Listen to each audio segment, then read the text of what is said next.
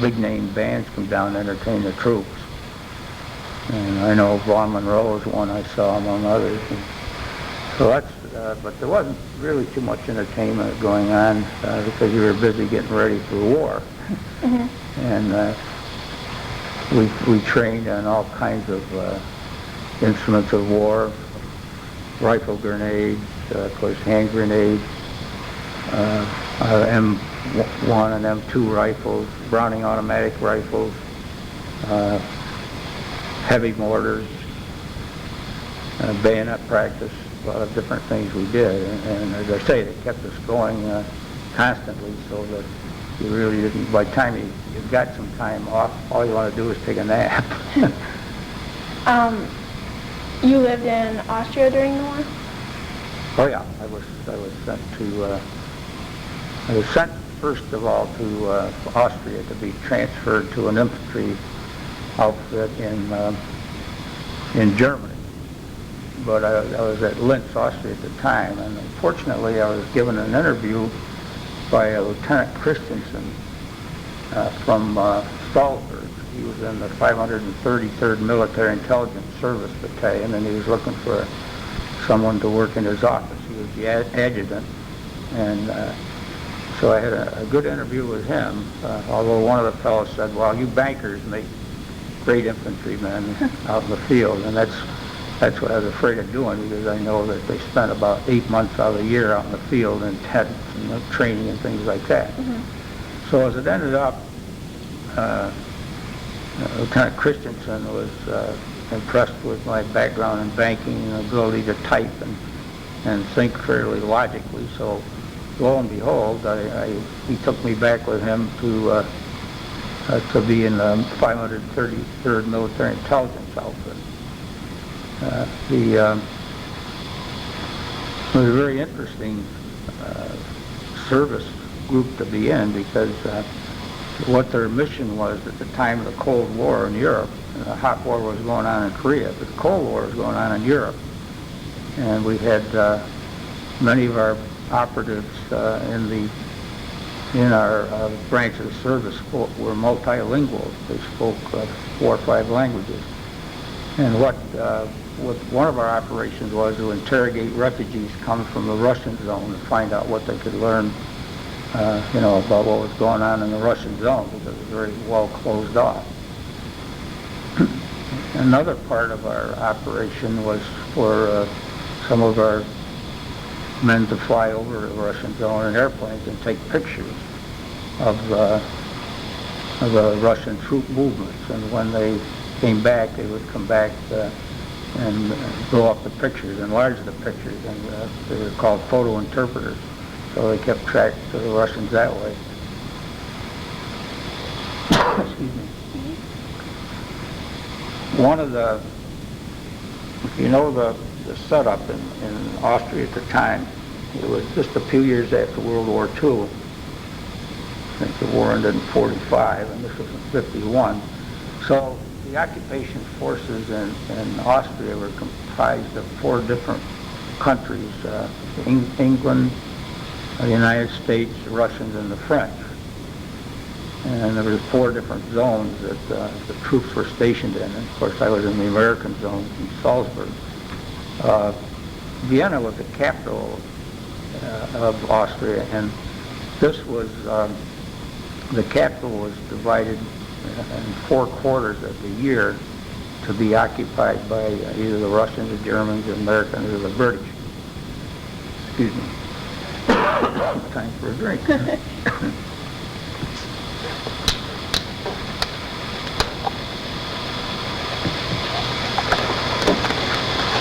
As I say, many of our men spoke Russian and communicated freely with the Russians and had meetings on them. And when this change of power in Vienna took over each quarter, there was quite a lot of pomp and circumstance.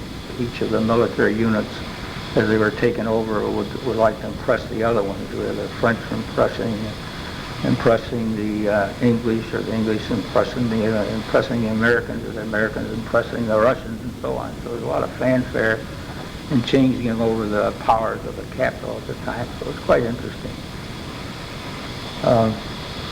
back in Salzburg, I was stationed in town, in Salzburg itself, was our billets at Camp Riedenberg.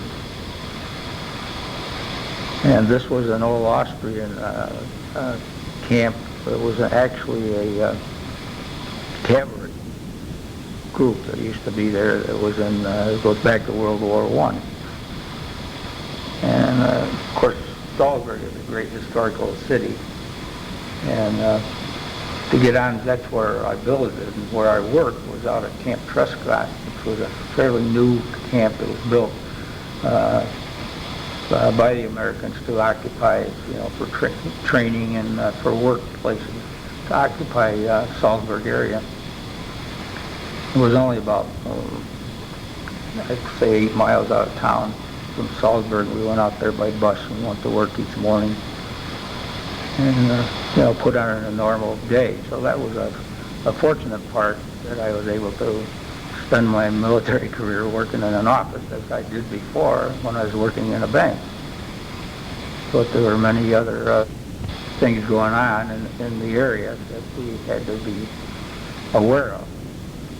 For example, on May 1st, May Day, is the Russian holiday of the revolution, so we were all cautioned to stay on base during that day and not get involved in any international incident with any Russians or communist people that were, that were in favor of communism and against American occupation. So we just were ordered to stay on base that day. What do you like or dislike about your job? Well, in the Army, it was certainly a good job to have. You didn't spend you just spent time in an office, and there were a lot of interesting people in our outfit, very intelligent people. As I say, many of them spoke several languages. They were spit and polish, but they weren't some to the extent that you get. We were on a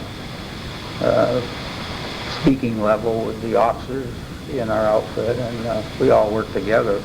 In fact, on lunch hours, we used to go out and play volleyball. So enlisted men against the officers. We had a lot of fun that way.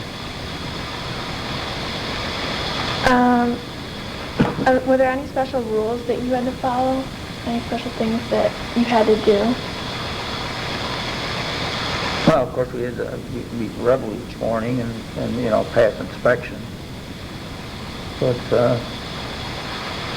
I know that we had to go out and fire our rifles to continue our, once a year. It wasn't a big operation, but we did cease office work and go out in the field. Also, being in Austria, we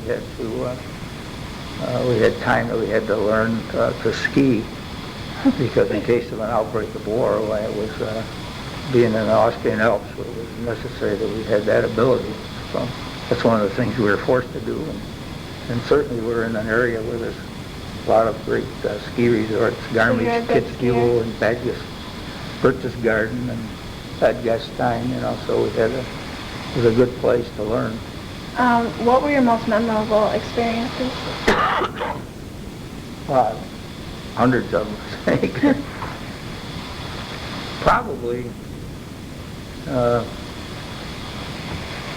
Probably just the first time I went into Salzburg. I was coming down by train, and Corporal Malinowski was to meet me. But just to be in Salzburg, where it's right in the heart of the Alps, and of course the home of Mozart, I guess to first see this quaint city. It was a good-sized city, but it's quaint compared to what we're used to in the United States. A lot of winding streets and, little shops, material things, great guest houses with their own breweries and things like that. So I guess that was a first impression when I went there as an American that's never been out of Elmira or Corning in my whole life as far as any traveling. And then to be in a foreign country, I guess that's the first impression. And of course, to see in the bright daylight the magnificent Alps all the different things in the area, and to learn about the people, to get to know some of the Austrians themselves, and to learn some of the language. I mean, that's a very impressive part of a 21-year-old's life. Most humorous experiences? Well, let's see. Well, I suppose it could be some sort of humor when we went down to, the whole battalion went down to get new jeeps at Livorno, Italy, Leghorn in Italy they call it. And we went by a jeep caravan, and they traveled very slowly. I think it was about 20 miles an hour to go up out of Austria over the Brenner Pass and down into Italy. And I was in the lead jeep with my captain. And when you're coming out of the cold and you hadn't got much sleep the night before, and down into the warm Italy, the temperature went probably from about 18 to 20 up at the Brenner Pass to about 85 within a half an hour. And as it got going on the highway, people got sleepy.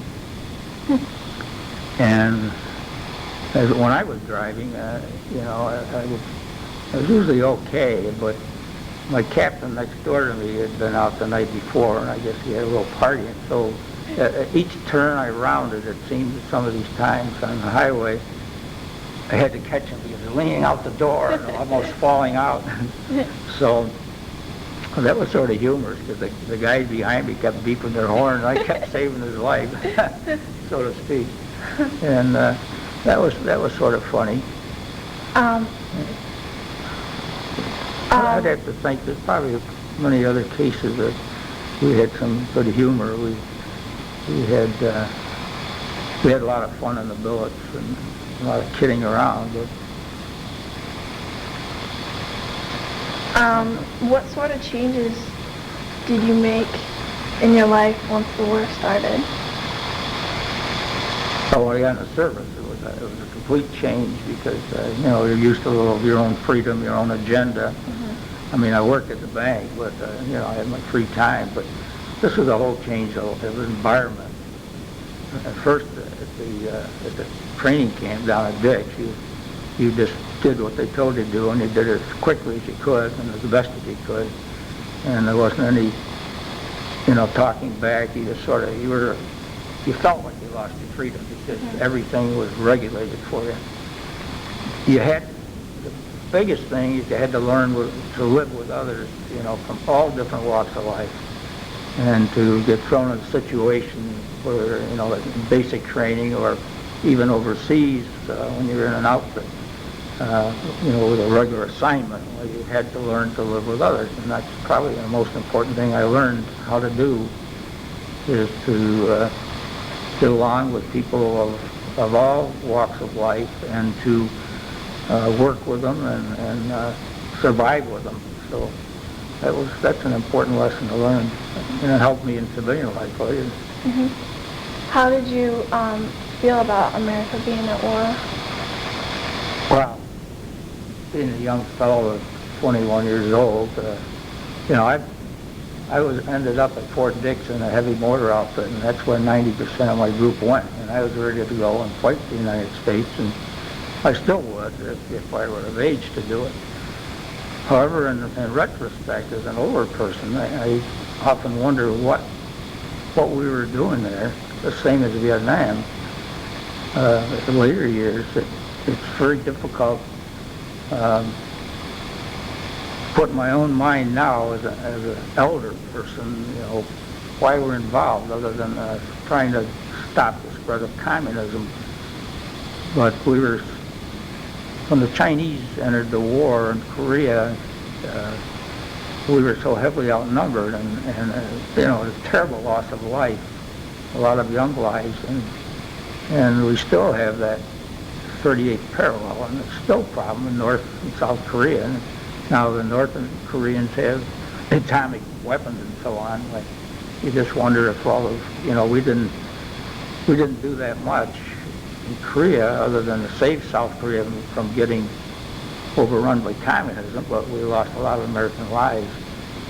So, I feel that these things may be necessary as far as a political viewpoint, trying to stop the spread of communism, but as you can see, in many of the major areas of communism today, communism has ceased being an important entity, other than in Korea and Cuba and maybe some other isolated spots.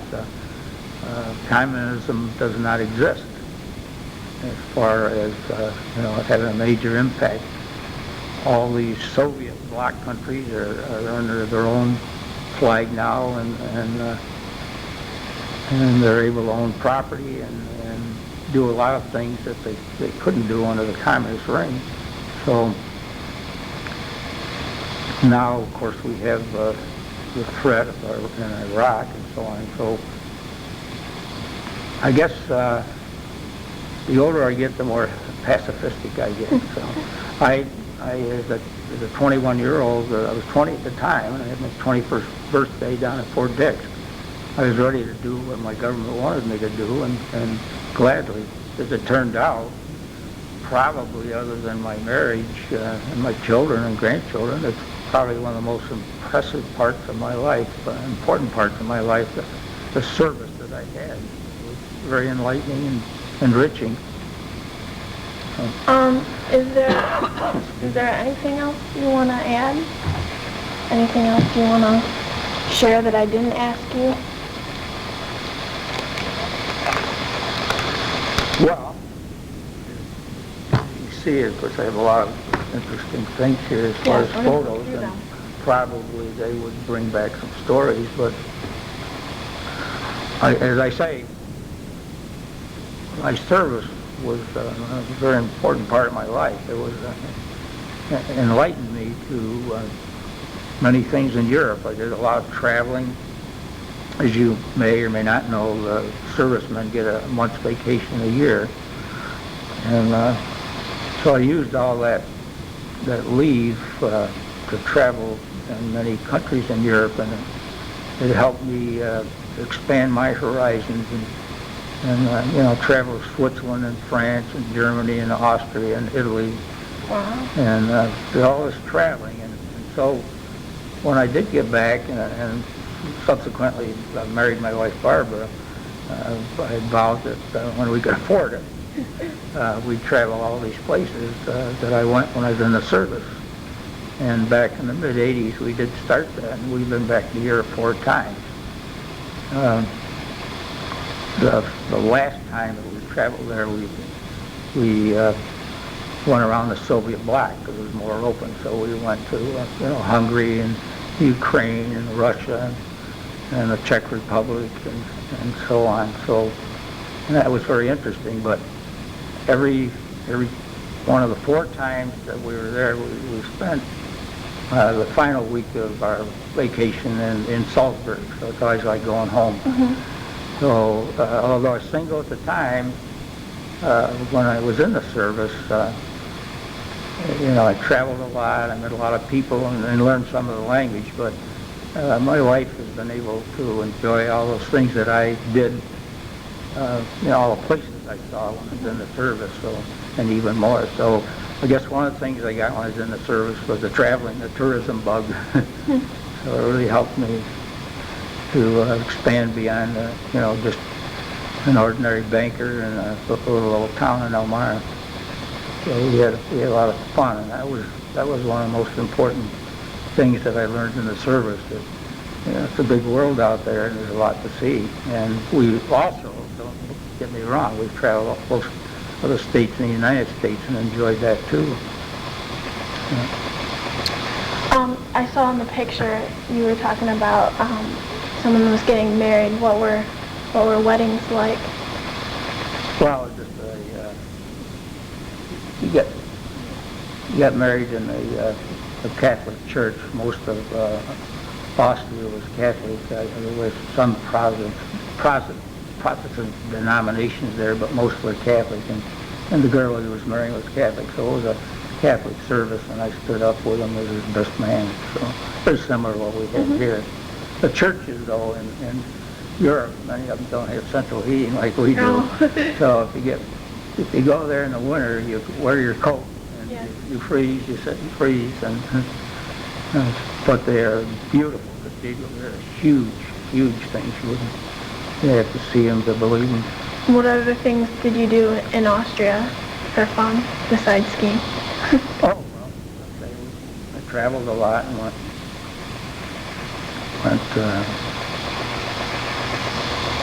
I went to ski resorts. We went to, it was funny, we were just about almost 3/4 of an hour from Salzburg to go to Berchtesgaden, and we took a pass there, and it was very interesting because it was, and there still are, I think, there's recreation areas run by the government, and we paid 50 cents a night for a meal, and I think $1 for a room there, so it was, Wow. it was a nice thing, and that's of course right in the heart of the ski resort areas. So we did that, and of course I had another friend of mine that used to get down to Vienna on a 3-day pass in Vienna, and it's a beautiful city. How much did it cost to ski? Oh, to ski? Yeah. Oh, skiing was free. In fact, the soldiers, yeah, well, the soldiers were able to ride, as long as they wore your uniform, you could ride the transportation, anything on transportation free at the time, or at the trolley or the train or whatever. Wow. So, Must be nice. I'm a skier myself. yeah. Cost Were you? quite a pretty penny. Yeah, you ever been in Salzburg? Oh, No, yeah, haven't left the country other than Canada. yeah, Anything else? You want to take some pictures here? yeah, you show you some pictures. Any other questions? Or? No, I think that's it. If there's anything else you want to add? Mm-hmm. Well, I just said to get down to Vienna. I don't know if you've never been there, but that's a beautiful city. The Strauss waltzes and so on. But a friend and I used to get down in his car, and traveling from Salzburg to Vienna, you pass through a Russian zone, and that was always interesting because in the areas that the Americans occupied, businesses were flourishing, people were on the streets, but when you got in the Russian zone by 6 o'clock, no one was on the street except maybe a Russian soldier walking around with a burqa gun. All the houses and businesses were closed up. Everything was boarded up, and they were under tough rules. So I think the people were very happy to be in the American zones because the Americans not only spent money, but they allowed them to continue with their commerce and so on. So it was a difference between night and day. It was very interesting. Well, we go through there. In fact, I have a permit we had to get. It's called a green card to go through a Russian zone. So we got a lot of those things here as memories and, different things that people we met, and here's the Berchtesgaden brochure recreation area. And this is all Movies. they have movies there. You could go to Oberammergau, over Salzburg and so on, special events, religious services. But this is where I was in the service. So I was very lucky not to go to Korea because I could, or might have survived or might not have, but I know it was tough, and I certainly honored those young soldiers who went to Korea. One of my best friends, Claudius Gray, was a lieutenant in the Marines, and he died on the last day. He got killed on the last day of the Korean War, and he was very promising, and he was fourth in the class at EFA, and a very bright young student and so on, bright young person. And things like that happen, and you wonder, is it all worth it? And this young, promising person getting killed on the last day.